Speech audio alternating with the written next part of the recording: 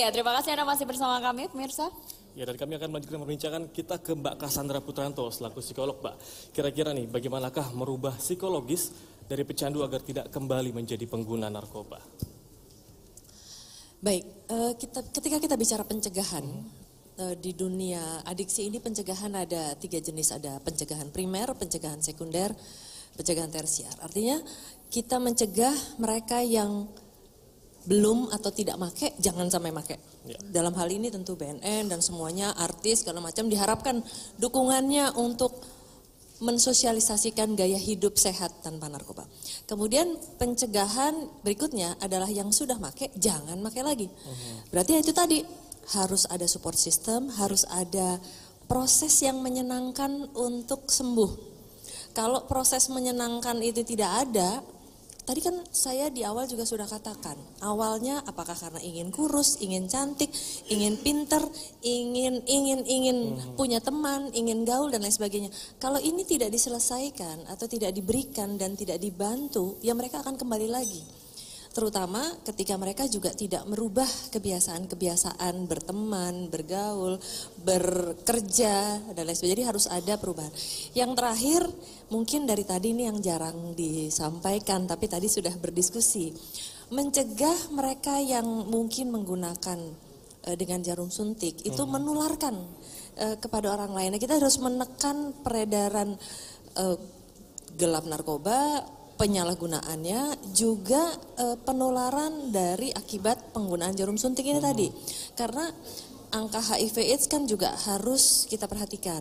Jadi kalau kita mencegah, tentu saja kita harus melakukan berbagai kegiatan-kegiatan yang telah diakui secara internasional, dianggap efektif, bahwa itu memang sesuai dengan metode-metode yang memang diterima di seluruh dunia. Nah, yang jelas kita di Indonesia, karena karakteristik kita adalah negara agamis juga, di mana di luar negeri itu diterima pendekatan religius. Di samping pendekatan yang tadi ya, pendekatan medis, pendekatan psikologis, pendekatan behavioristik, pendekatan hipnoterapis, kalau perlu misalnya terserah bolehlah ya. Tapi kembali lagi pendekatan religius, tetapi tentu saja jangan sampai pendekatan religius ini hanya menjadi sesuatu yang sifatnya, saya ingat tadi Bang Semi di awal mengatakan, kalau hanya menyalahkan masalah moral saja kayaknya itu impossible. Ya. Betul, tetapi justru para remaja, orang yang sudah pernah terkena, keluarga, orang tua harus punya pemahaman yang jelas bahwa niat tadi, doa itu tadi religius ya, kemudian mengganti teman-teman, kemudian mengganti kebiasaan, yang jelas niatnya dari seseorang tuh harus kuat, jangan sampai mudah untuk mengikuti lagi atau kembali lagi kepada kehidupan yang lama. Jadi harus ada keinginan yang kuat begitu ya. Betul. Nah, Mbak Cassandra, satu lagi mungkin secara psikologis, apakah memang ada perubahan tingkah laku yang signifikan terlihat? Terlihat dari orang yang sudah menjalankan rehabilitasi atau baru terkena? Sebagai pengguna? Oh jelas, banyak sekali perubahan perilaku. Ya, jadi bahwa ketika seseorang belum pernah menggunakan atau belum pernah menyalahgunakan, lalu kemudian dia mulai menggunakan, apakah itu karena coba-coba, apakah karena dibujuk, apakah karena dipengaruhi, diintimidasi, karena ada juga orang-orang yang secara tidak langsung misalnya dipaksa bahwa kalau misalnya dia tidak pakai berarti dia tidak termasuk sebagai bagian, kalau tidak pakai banci, kalau tidak pakai payah gitu ya, biasanya itu ditekan gitu. Nah, tapi kembali lagi bahwa ketika mereka sudah mulai ya menggunakan, mulai akan ada perubahan-perubahan perilaku, mulai dari satu, memorinya misalnya. Yang tadinya ingat mungkin gampang lupa. Kemudian emosi udah paling jelas ya, gampang marah, gampang kesel. Lalu kemudian perilaku yang lain mulai dari agresif, bahwa memang ada juga aktivitas-aktivitas yang kemudian menjadi meningkat, jadi misalnya lebih semangat, lebih percaya diri ya. Tapi kembali lagi bahwa ini seperti tadi kalau nggak salah saya ingat ini Dr. Mario juga yang bicara bahwa segala macam itu akan mengganggu otaknya. Jadi dan otak ini tadi yang kemudian mempengaruhi bagaimana perilaku tidak dilakukan. Mulai dari bangun pagi sampai dia tidur lagi. bangun paginya mungkin jadi telat, bertemu dengan orang, gampang marah, gampang kesel, bahkan sampai perilaku misalnya mulai mengutil, mengambil uang milik orang lain hanya untuk membeli misalnya. Tadi, gitu ya. Nah, jadi perilaku ini sangat banyak sekali perubahannya, terutama sekali adalah ketika mereka terjadi perubahan emosional, perubahan daya kognitif, perubahan perilaku yang misalnya tadinya tidak agresif kemudian menjadi agresif, yang tadinya tidak berani menjadi lebih berani. Nah, yang jelas tadi juga sudah disampaikan bahwa berbagai tempat rehabilitasi itu bukannya tidak efektif.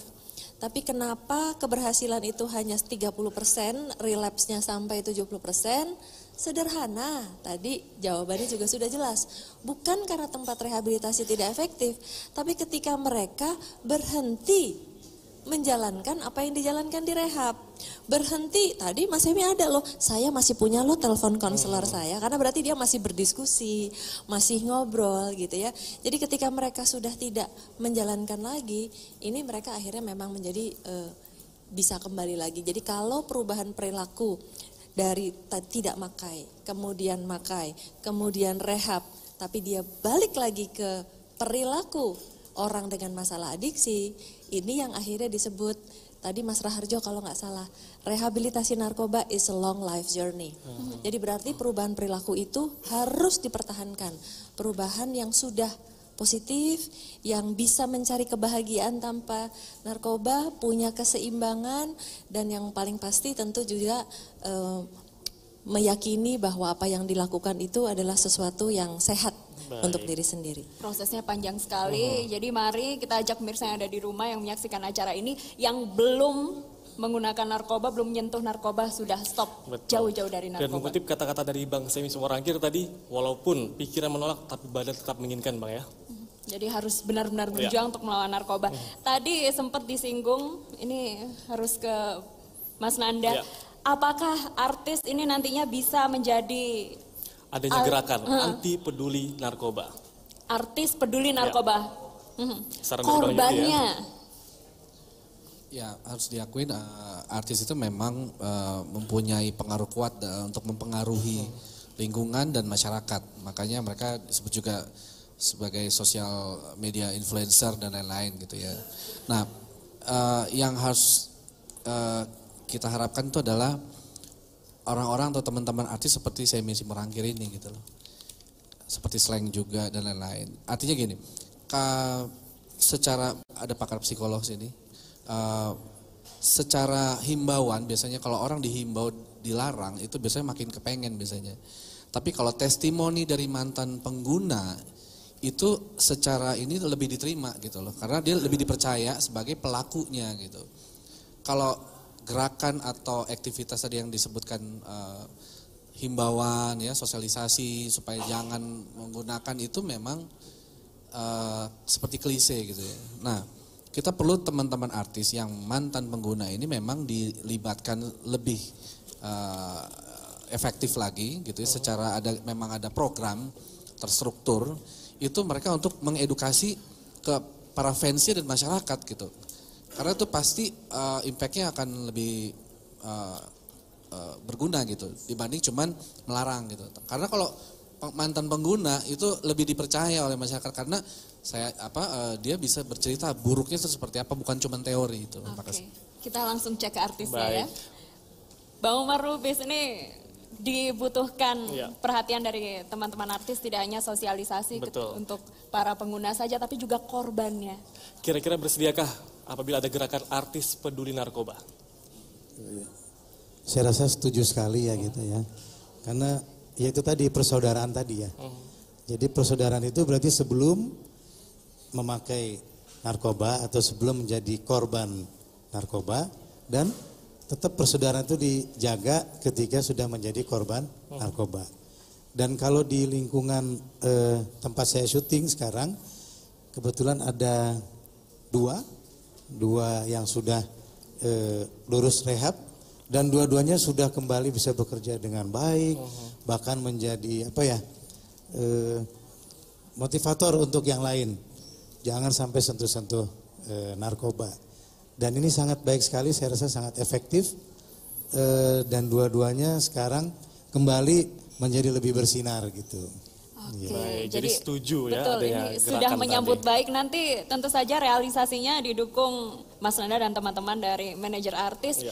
Kira-kira sesusah apa mengumpulkan artis-artis yang jadwalnya panjang, sibuk sekali, luar Sangat biasa, padat ya. untuk bisa melakukan sebuah gerakan yang berguna bagi banyak orang. Ya, kembali lagi saya sampaikan bahwa manajer punya peranan penting ya, karena dia yang mengatur scheduling artis dan memprioritaskan pekerjaan atau apa yang mau diambil, activity.